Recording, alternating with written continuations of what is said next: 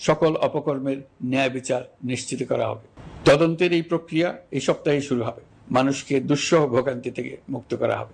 সকল আহত শিক্ষার্থী ও জনতার চিকিৎসার সম্পূর্ণ ব্যয় সরকার বহন করবে। ব্যাংকিং খাতে সুশাসন নিশ্চিত করার জন্য আমরা উদ্যোগ নিয়েছি। বিচার বিভাগকে দুর্নীতি ও দলীয় প্রভাব মুক্ত করতে কার্যক্রম শুরু হয়েছে ও গণমাধ্যমের স্বাধীনতা নিশ্চিত করা হবে। জুলাই আগস্ট মাসে গণ অভ্যুত্থানে বল প্রয়োগ ও হতাহতের যে দুঃসহ ঘটনা ঘটানো হয়েছে তার স্বচ্ছ তদন্ত করতে জাতিসংঘের মানবাধিকার কমিশনের প্রধানকে বাংলাদেশে এসে তাদের তদন্ত শুরু করতে আমরা আমন্ত্রণ জানিয়েছি। তদন্তের এই প্রক্রিয়া এই সপ্তাহে শুরু হবে। তাদের প্রথম দল ইতিমধ্যে এসে গেছে। আমরা ইতিমধ্যে ছাত্র জনতার বিপ্লবকে নস্যাৎ করতে যে শত শত মিথ্যা ও হয়রানিমূলক মামলা দায়ের করা হয়েছিল তার অধিকাংশ প্রত্যাহার করেছি এবং আটক ছাত্র জনতার মুক্তি লাভের ব্যবস্থা করেছে। পর্যায়ক্রমে মিথ্যা ও গায়েবী সকল মামলার ক্ষেত্রে অনুরূপ ব্যবস্থা গ্রহণ করে মানুষকে দুঃসহ ভোগান্তি থেকে মুক্ত করা হবে। ন্যায় বিচার নিশ্চিত করতে গণ অভ্যুত্থানের সকল শহীদ পরিবারকে পুনর্বাসন করবে। সকল আহত শিক্ষার্থী ও জনতার চিকিৎসার সম্পূর্ণ ব্যয় সরকার বহন করবে। সেই লক্ষ্যে স্বাস্থ্য মন্ত্রণালয়ের নেতৃত্বে উপদেষ্টা পরিষদে বৈষম্য বিরোধী ছাত্র আন্দোলনের প্রতিনিধিত্বকারী 2 জন উপদেষ্টার সহায়তায় একটা পূর্ণাঙ্গ তালিকা প্রস্তুত করা হচ্ছে। এই কার্যক্রমের জন্য এবং গণ অভ্যুত্থানের শহীদদের স্মৃতি ধরে রাখতে সরকার অতি দ্রুত জুলাই গণহত্যা স্মৃতি ফাউন্ডেশন নামে একটি ফাউন্ডেশন প্রতিষ্ঠা করার প্রক্রিয়া শেষ পর্যায়ে এনেছে। আপনাদের সবার এবং বিদেশে অবস্থানরত ভাই বোনদের অনুদান এই প্রতিষ্ঠানে পাঠানোর জন্য অনুরোধ করছি। আমি ব্যক্তিগতভাবে এই প্রতিষ্ঠানের চেয়ারম্যানের পদ গ্রহণ করেছি। আপনারা লক্ষ্য করেছেন দায়িত্ব গ্রহণ করেই আমাদেরকে আইন শৃঙ্খলা অঙ্গনে অস্থির পরিস্থিতি সামাল দিতে হয়েছে। আপনাদের সহযোগিতা ও সমর্থনে দেশপ্রেমিক সকল আইন শৃঙ্খলা রক্ষাকারী বাহিনী কাজে যোগ দিয়েছে। ফ্যাসিবাদী সরকার প্রশাসনের চরম দলীয়করণ করার ফলে বিপুল সংখ্যক কর্মকর্তা কর্মচারী দীর্ঘদিন বৈষম্যের শিকার হয়েছেন। আমরা ইতিমধ্যে সংশোধনমূলক ব্যবস্থা গ্রহণ করতে আরম্ভ করেছি। তবে প্রশাসনকে গতিশীল রাখতে এবং একই সাথে সুনির্দিষ্ট পদ্ধতি অনুসরণ করে সঠিক সিদ্ধান্তে উপনীত হতে সময় প্রয়োজন। সেজন্য সকলকে ধৈর্য ধরার অনুরোধ করছি।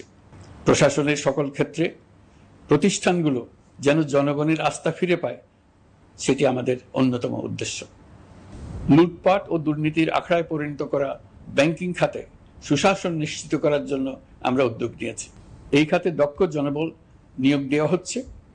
ব্যাংকিং খাতে শৃঙ্খলা স্থাপন, ব্যবসা বাণিজ্যে সহায়ক পরিবেশ তৈরি এবং জনগণের জীবনযাপন সহজ করতে নিত্য প্রয়োজনীয় দ্রব্যমূল্য ও মূল্যস্ফীতি নিয়ন্ত্রণে আনার আমরা উদ্যোগ সচল করেছি।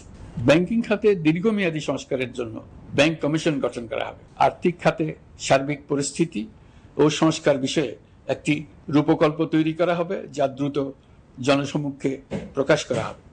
শেয়ার বাজার, পরিবহন খাত সহ যেসব ক্ষেত্রে চরম বিশৃঙ্খলা বিরাজ করছে তা নিরসনের দ্রুত পদক্ষেপ নেওয়া হচ্ছে। বিচার বিভাগকে দুর্নীতি ও দলীয় প্রভাব মুক্ত করতে কার্যক্রম শুরু হয়েছে। একটি সুনির্দিষ্ট প্রক্রিয়ার মধ্য দিয়ে বিচার বিভাগের স্বাধীনতা ও জবাবদিহিতা নিশ্চিত করার উদ্যোগ নেওয়া হয়েছে। ফ্যাসিবাদী সরকারের বিচার বহির্ভূত হত্যাকাণ্ড, গুম, খুন, অপহরণ এবং আয়নাঘরের মতো চরম ঘৃণ্য সকল অপকর্মের ন্যায় বিচার নিশ্চিত করা হবে। এসব অপকর্মের সঙ্গে জড়িত সকলের বিচার নিশ্চিত করা হবে। তালিকা প্রস্তুত করে মিথ্যা মামলা প্রত্যাহার করা হবে। দুর্নীতি ও সম্পদ পাচারের বিচার করা হবে। আইন শৃঙ্খলার ক্ষেত্রে জনমুখী ও দলীয় প্রভাবমুক্ত জবাবদিহিমূলক কাঠামো সৃষ্টির লক্ষ্যে পুলিশ কমিশন গঠন করা হবে। জাতিসংঘের তদন্ত প্রতিবেদন, দায়িত্বপ্রাপ্ত সকল সংস্থা ও জনগণের সাথে মত বিনিময়ের মাধ্যমে কমিশনের নেতৃত্বে প্রয়োজনীয় সংস্কার করা হবে। বাংলাদেশকে আর কোনোদিন কেউ যেন কোনো পুলিশি রাষ্ট্রে পরিণত করতে না পারে তার ব্যবস্থা করা হবে। তথ্যের অবাধ প্রবাহ ও গণমাধ্যমের স্বাধীনতা নিশ্চিত করা হবে। ফ্যাসিবাদী সরকার গণমাধ্যমের উপরও দলীয়করণ ও নির্যাতনের বোঝা চাপিয়েছে। জনগণের তথ্যের অধিকার নিশ্চিত করতে আমরা প্রতিশ্রুতিবদ্ধ।